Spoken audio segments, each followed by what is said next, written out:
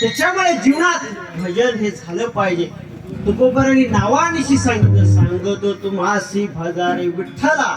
विठ्ठलाचं नाव घेऊन सांगितलं काय करा तर त्याला विठ्ठलाला भजा. हे जर